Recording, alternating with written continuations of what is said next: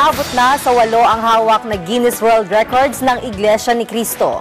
Ito'y matapos masungkit ng Iglesia ni Cristo ngayong araw ang biggest gospel choir record at largest theater crowd.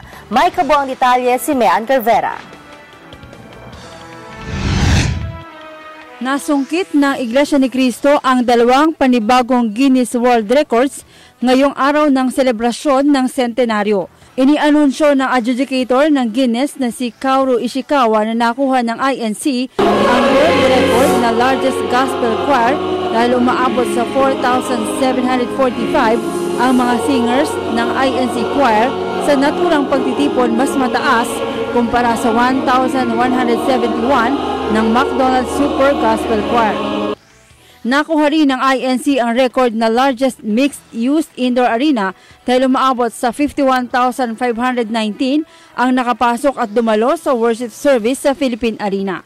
Hindi lang kasi sports ang maaring gawin sa loob ng Philippine Arena, kundi stage play, concert at mga cultural show. Ito na ang pang-8 sa mga Guinness records na nakuha ng Iglesia ni Cristo. Bukod sa 2 records na yan, nakuha ng INC noong Pebrero ang largest charity walk in single venue at largest charity walk in 24 hours in multiple venues ngayong taon dahil na rin sa worldwide walk. Kinumpirma naman ni Brother Zabala, spokesman para sa Centennial Celebration, ang worship service kanina isa lamang sa mga nakalatag na programa ng INC para sa isang taong pagdiriwang ng sentenaryo. Marami pa anyang iaanunsyong schedule ng pagdiriwang na matatapos sa June 2015. Naka-line up ngayong Agosto ang malaking pamamahayag ng mga salita ng Diyos na gagawin sa arena at ang tagisan ng talino ng mga batang delegado sa buong mundo kung saan ang mga tanong ay nakabase sa Biblia.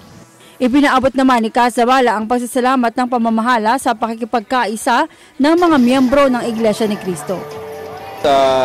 Naging mapayapa, naging matagumpay.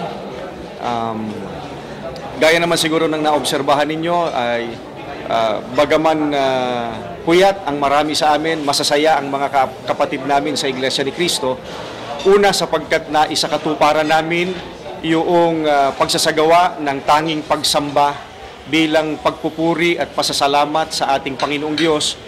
Paggunita namin sa napakarami niyang pagpapala at biyaya para sa Iglesia ni Cristo nitong araw na ito ng sentenaryo ng Iglesia ni Cristo. Samantala dahil marami ang hindi nakapasok sa Philippine Arena kagabi dahil sa mahigpit na seguridad, pinayagan na rin ang mga kababayan natin na nagpunta at nagpuyat sa paligid ng Philippine Arena.